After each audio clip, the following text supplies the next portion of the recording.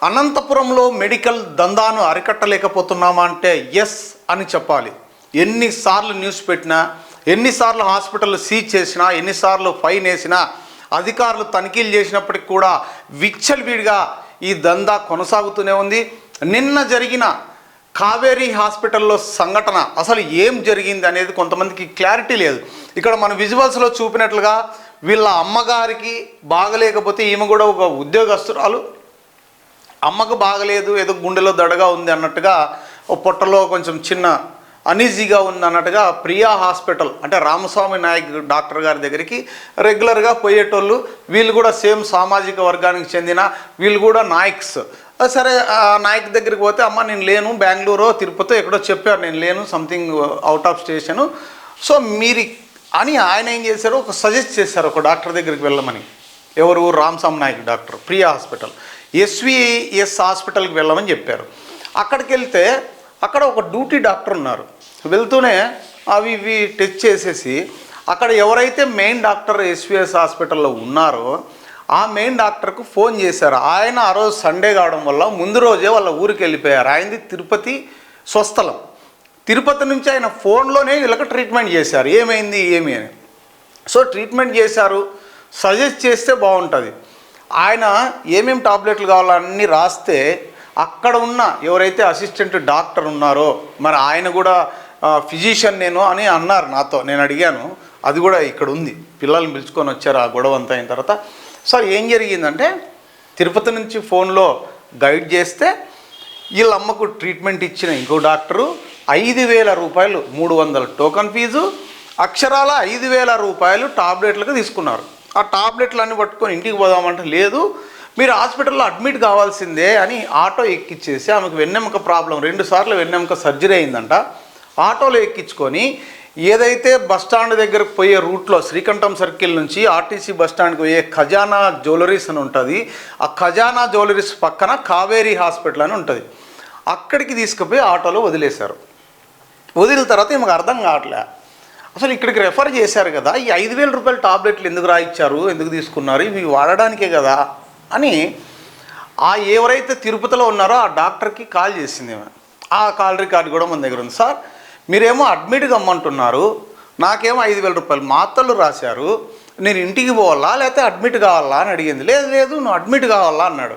సరే అడ్మిట్ కావాలన్నప్పుడు ఇక్కడ అడ్మిట్ కావాలంటే వీళ్ళు ఒకటే చెప్పారు, అమ్మ 250 రూపాయలు అడ్మిషన్ ఫీజు, 10,000 రూపాయలు డబ్బులు కట్టమని అడిగారు. నా దగ్గర అంత లేదంటే కనీసం 5,000 అన్నా అడ్వాన్స్ కట్టమ్మా అన్నారు. ఓకే, అక్కడి వరకు బాగానే ఉంది. ఈమె ఏమనింది, ఆ తిరుపతిలో ఉన్న డాక్టర్కు, సార్ మీరు 5,000 రూపాయలు టాబ్లెట్ రాశారు కదా, ఆ టాబ్లెట్లు ఇక్కడ వాడమంటున్నారు, వేరే చోట తీసుకొచ్చిన టాబ్లెట్లు నాట్ అలౌ అని కావేరీ హాస్పిటల్ వాళ్ళు కరాఖండిగా ఈమెకు చెప్పారు. ఈమె అదే విషయమే ఆ డాక్టర్కి చెప్తే, ఈరోజు మూసేసినాం కదా, రేపు వచ్చి వాపస్ తీసుకో డబ్బులు అని అన్నారు, 5,000 రూపాయలు. సార్ ఇప్పుడు నా దగ్గర డబ్బులు లేవు సార్, ఈ హాస్పిటల్ వాళ్ళకి చెప్పండి, మా ఆయన ఒక గంట తర్వాత వస్తారు, అడ్మిట్ చేసుకోమని చెప్పండి, నేను కడతాను డబ్బులు, ఇవి కావాలన్నా రేపు ఎక్స్చేంజ్ చేసుకొని నా డబ్బులు నేను తీసుకుంటా అనిందేమో. అప్పుడు వీళ్ళైతే ఆ డాక్టర్కు వీళ్ళకు కోఆర్డినేషన్ లేక ఆయన ఏం చెప్పారో వీళ్ళకి తెలియదు. ఈ హాస్పిటల్ వాళ్ళు మాత్రం డబ్బు కడితేనే అడ్మిట్ చేసుకుంటాం, లేకపోతే లేదు అని కరాఖండిగా చెప్పారు. అప్పటికి గంట అయింది, 2 గంటలైంది. నాకు ఫోన్ చేశారు. ఇక్కడ నాయకు నాకు కొంచెం మిత్రుడు, వీళ్ళ ఆయన, ఇక్కడ ఎవరైతే మాట్లాడుతున్నారో ఆయన జనసేన పార్టీకి సంబంధించిన వ్యక్తి. ఫోన్ చేసి ఆ రోజు సండే రోజు అయినప్పటికీ కూడా పడుకుందాం అనుకున్న ఆ టైంలో కూడా వెళ్ళాను. అప్పటి నుంచి నేను వెళ్ళినప్పటి నుంచి సాయంత్రం 6 వరకు ఈ హైడ్రామా నడిచింది. 5,000 జస్ట్ ఒక మాట చెప్పింటే పోనీ ఈ హాస్పిటల్లో హ్యుమానిటీతో 5,000 ఒక గంటలో తెచ్చి కడతారు కదా అడ్వాన్స్ అని వీళ్ళు చేర్పించుకొనే సరిపోతుండే. లేదు 5,000 రూపాయల టాబ్లెట్లు రేపు వెనక్కిస్తులే, నేను ఉన్నానులే, నేను కట్టానులే అని అక్కడ తిరుపతికి సంబంధించిన డాక్టర్ ఈ హాస్పిటల్ వాళ్ళకి చెప్పినే సరిపోతుండే. ఈ ఇద్దరి మధ్య కోఆర్డినేషన్ లేక వీళ్ళు గెట్ అవుట్ అని వీళ్ళు అన్నారు. ఈమెకు కోపం వచ్చి ఆ డాక్టర్కి ఫోన్ చేసింది, 5,000 రూపాయలు నా దగ్గర ఉండింటే నువ్వు అనవసరంగా టాబ్లెట్లు కొనిచ్చినావు కదా నాతో, ఈ 5,000 ఉండింటే ఇక్కడ కట్టేదాన్ని కదా నేను, నాకు అనవసరంగా ఎందుకు సార్ ఇది కొనిచ్చినావు అంటే ఇంకా ఆయన ఏదో తిట్టాడు. అవి కొన్ని కట్ చేసి పెట్టినాం ఈమెని. ఈమెకు బాధ అనిపించింది, అరే మా డబ్బులు తీసుకొని అనవసరంగా టాబ్లెట్లు కొనిచ్చి అవి రిటర్ను తీసుకోరు, పోనీ అడ్మిషను చేసుకోరు, ఈమె దగ్గర డబ్బులు లేవు, ఏం చేయాలా పేషెంట్ కండిషను వెన్నెముక ఆపరేషను, చైర్లో పడేసినారు.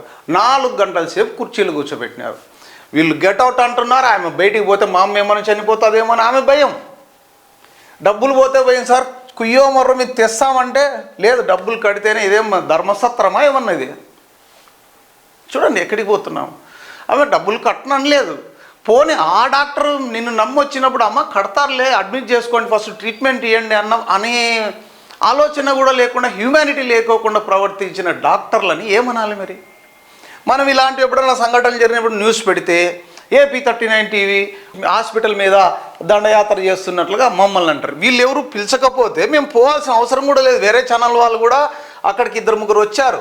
కావాలంటే సీసీ కెమెరా వాళ్ళు వెళ్ళిపోయారు. ఎందుకంటే ఆదివారము అప్పటికే లేట్ అయిపోయింది, మేము ఎందుకు ఉండాలా ఇక్కడ అన్నట్టుగా వాళ్ళు కూడా వెళ్ళిపోయారు. ఇక్కడ ఈ పేషెంట్ ఇన్ని జరిగినాక జనాలకు క్లారిటీ లేదు. అంటే హాస్పిటల్స్ అన్నీ చూడండి ఎంత దందాన 5,000 రూపాయలు టాబ్లెట్లు కొనిచ్చి వీళ్ళ దగ్గర ఉన్న డబ్బులన్నీ అవన్నీ వేస్ట్ చేసి, పోనీ ఆ టాబ్లెట్లు వేరే హాస్పిటల్లో ఏమన్నా వాడుకునేకి అలౌ చేస్తారా అంటే అవేమన్నా దొంగ మందులా? కాదు కదా. ఒక మెడికల్ స్టోర్ నుంచే అవి కంపెనీలు తయారు చేసిన మందులే. చూడండి, ఇష్టమైతే మీకు పనికి వస్తే వాడండి, లేకపోతే లేదు, అలౌ చేయము అంటారు. పోనీ ఇక్కడ ఎంఆర్పి రేట్లు వేస్తారు. కొంతమంది బయట కొనకొచ్చే కూడా ఒప్పుకోవట్లేదు హాస్పిటల్లో. ఎంత దారుణంగా ఉందంటే నిజంగా కొంతమంది ఆ కంపెనీలు ఎక్కడ దొరకవు అసలు. ఇంకా అలాంటివి రాస్తారు. కంపల్సరీగా చచ్చినట్లు ఆడే కొనుక్కోవాలా. ఇంకా కొంతమంది జెనరిక్ రాస్తారో తెలియదు. పల్లెటూరులో వస్తే ఆ జెనరిక్ టాబ్లెట్లు అంటగట్టేసి దాని మీద ఉన్న ఎంఆర్పి రేట్లు వేసి పంపిస్తున్నారు. దీనిపైన అధికారులు శూన్యం. ఇంకా మెడికల్ షాపుల మీద ఎన్నోసార్లు కథనాలు చేసినాం. ఆ డ్రగ్ ఇన్స్పెక్టర్ పట్టించుకోరు, ఆ డ్రగ్ ఏడీను పట్టించుకోడు. అసలు ఆ డంప్ యార్డ్లో వేసిన మెడికల్ స్టోరీ ఏమైంది ఇంతవరకు తెలియదు. ఏడీ గారిని ఒకటే అడుగుతున్నా, అసలు ఏం చేశారు సార్ మీరు? ఆ న్యూస్ పెట్టి మీ దృష్టికి తీసుకొచ్చామే, ఆ టాబ్లెట్లన్నీ కుప్పేసి అంటించేశారే, ఆ సరౌండింగ్ ఉన్న వాళ్ళందరికీ ఎంత ప్రాబ్లం అయింటుంది? ఆ గాలి పీల్చి ఊపిరితిత్తుల ప్రాబ్లం రాదా అని అడుగుతున్నా. మరి ఎందుకు మీరు చర్యలు తీసుకోలేదు? ఏడీ గారి పైన కలెక్టర్ గారు ఎందుకు చర్యలు తీసుకోకూడదు? ఎవిడెన్స్ సహా ఇచ్చాం. డ్రగ్ ఇన్స్పెక్టర్ వచ్చారు, తర్వాత పొల్యూషన్ వాళ్ళు వచ్చినారు, వాళ్ళను కూడా వీడియో తీసి పెట్టినాం. వాళ్ళు వచ్చి తనిఖీ చేసినారు, బ్యాచ్ నెంబర్లు తీసుకుపోయినారు, అయినా చర్యలు లేవు. మరి ఏమనాలా? పాపం ఆ సరౌండింగ్లో ఉన్న వాళ్ళందరూ రోజు అవే మందుల వాసన పీల్చి పీల్చి పీల్చి లాస్ట్కు నిన్న కలెక్టరేట్కి వచ్చారు వాళ్ళు, లెక్చరర్స్ కాలనీ వాళ్ళు. అయ్యా ప్రభు, మేము ఏదో లక్షలు కోట్లు పెట్టుకొని ఇల్లు కట్టుకున్నాము ఈ లెక్చరర్స్ కాలనీలో, వదిలి పోలేరు. అవి ఖాళీ చేసి పోవాలంటే పాపం వాళ్ళు ఏదో వచ్చిన జీతాలతో రిటైర్డ్ అయిన డబ్బులతో కట్టుకున్న వాళ్ళు ఎక్కువ మంది ఉన్నారు. అంత ఎంప్లాయర్స్ ఎక్కువ ఉన్నారు అక్కడ లెక్చరర్స్ కాలనీలో. ఆ పొగ పీల్చలేక, అక్కడ ఉండలేక, విడిచి వెళ్ళలేక నానా తంటాలు పడుతున్నారు. పోని అక్కడ మున్సిపల్ అధికారుల దృష్టికి కూడా తీసుకుపోయినాం. కనీసం ఆ పొగ రోజు 24 గంటలు 24 అవర్స్ అది మంచు కొండల్లో ఏ విధంగా పొగ మంచు ఏ విధంగా వస్తుందో ఆ విధంగా వస్తుంది. పోనీ దాని మీద ఏదైనా నీళ్లు చల్లి ఆర్పుదామనే ఆలోచన కూడా లేదు. మరి ప్రజల ప్రాణాలు పోయినా పర్లేదు అంటున్నారు. డంప్ యార్డ్ తరలించకపోయినా పర్లేదు సార్, దాని మీద నీళ్లు చల్లి కనీసం ఆ పొగ రాకోకుండా చేస్తే వీళ్ళంతా కొంచెం సేఫ్ సైడ్గా ఉంటారు కదా. అది ఎప్పుడూ మండుతూనే ఉంటుంది, అది 24 అవర్స్ మండుతూనే ఉంటుంది. ఇన్ని పరీక్షలు జరిగినా ఇక్కడ ఈయన మేనేజర్, ఈయన డాక్టర్ కాదు. ఇలాంటి వాళ్ళందరూ హాస్పిటల్స్ పెట్టి ఎక్కడో ఉన్న డాక్టర్స్ అందరినీ తీసుకొచ్చి ఆన్ కాల్ మీద తీసుకొచ్చి వాళ్ళకి ఇవ్వాల్సింది వాళ్ళకి ఇచ్చి ఇలాంటి వాళ్ళు హాస్పిటల్స్ నడుపుతున్నారు. ఈయనేమంటాడు, చూసుకుందాం డిఎం అంటే వచ్చో కాకపోతే ఎవరికన్నా చెప్పుకోపు అంటున్నారంటే ఏమనాలి దాన్ని? ఇంకా హాస్పిటల్స్ మేనేజ్ చేస్తున్న వాళ్ళు, హాస్పిటల్స్ నడుపుతున్నవారు చాలామంది డాక్టర్స్ కాదు. డాక్టర్స్ అక్కడ వచ్చి పని చేస్తున్నారు. హాస్పిటల్ ఓనర్లకు ఏమి చదువురాని ఓనర్లు చాలామంది ఉన్నారు. ఆ హాస్పిటల్ ఏవేవి ఎవరి ఆధ్వర్యంలో నడుస్తున్నాయనేది కూడా AP39 టీవీ వెలుగులోకి తీసుకురాబోతోంది. అప్పుడు కూడా మీందుకు వస్తారు. మాకెందుకు, మేము బిజినెస్ వ్యాపారాలు వ్యాపారం చేసుకోవచ్చు కానీ ధనార్జనే ధ్యేయంగా, సంపాదనే ధ్యేయంగా ప్రజల ప్రాణాలతో ఆడుకోవడం ఎంతమాత్రం కరెక్ట్ అంటున్నా నేను. డాక్టర్లు అంటే నిజంగా దేవుళ్ళతో సమానం. అలాంటి డాక్టర్ వృత్తిలో ఉండి ఇలాంటి పనులు చేయడం, ఇదే హాస్పిటల్లో పెద్దవడుగురుకు సంబంధించిన ఒక వ్యక్తి తండ్రి ఏదో మందలించినాడని ఒక అబ్బాయి ఒక చిన్న ఒక మూత, అది కూడా డేంజరస్ మందు కాదు, నేను ఆ మందు కూడా చూశాను, అది బయో కెమికల్లో ఏదో సంబంధించిన మందు తాగాడు. ఉన్నది ఒక్కగానొక్క కొడుకు. ఆర్ఎంపీ డాక్టర్ దగ్గరికి పోతే ఆర్ఎంపీ భయం చెప్పేసి ఈ హాస్పిటల్కి పంపించాడు. ఈ హాస్పిటల్కి పంపించే మందులన్నీ దాదాపు సుమారుగా 10,000, 5,000, 7,000, 8,000 ఈ విధంగా రాస్తూనే ఉన్నారంట. ఆ అబ్బాయి వాళ్ళ అమ్మ అక్కడ కూర్చుంది, ఆ మెడిసిన్స్ అన్నీ అక్కడ తీసుకొచ్చినారు. మళ్ళీ ఆమె కొంచెం సేపు ఉన్న తర్వాత మాయమైపోయినాయి.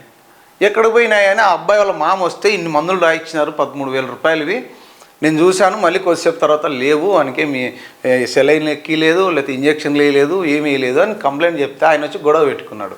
సీసీ కెమెరాలు తీయండి అని. అంటే మేమేమన్నా అంత దొంగోళ్ళమా? ఏమన్నా సీసీ కెమెరాలు మీకు చూపించాలన్నా?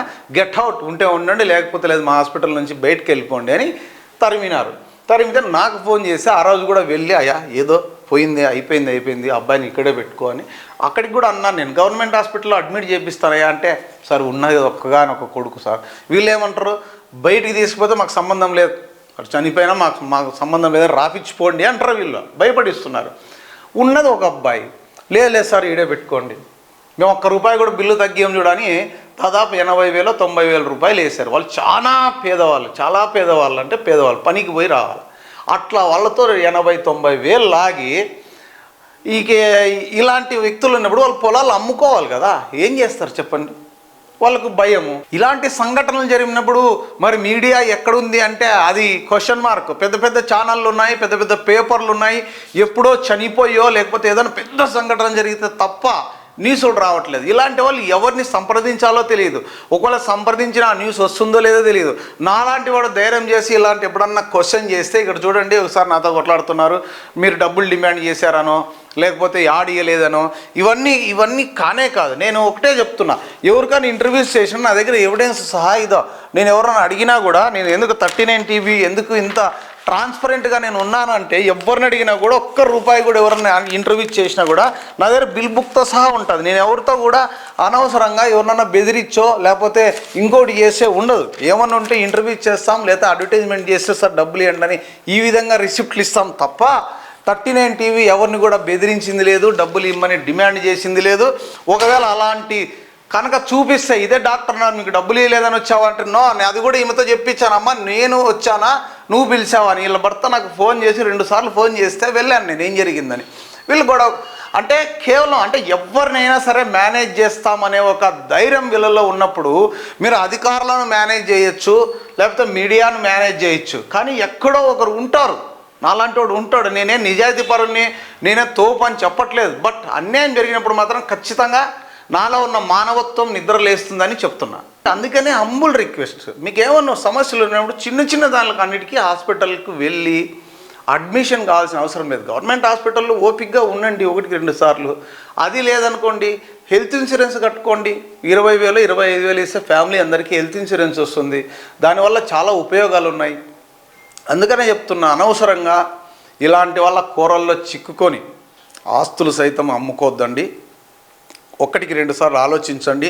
అనంతపురంలో కూడా చాలామంది మంచి హాస్పిటల్స్ ఉన్నాయి, మంచి డాక్టర్లు కూడా ఉన్నారు. రీజనబుల్గా వాళ్ళు నీతిగా నిజాయితీగా ఉన్న డాక్టర్లు ఉన్నారు. వాళ్ళందరినీ మనం చూపించగలం.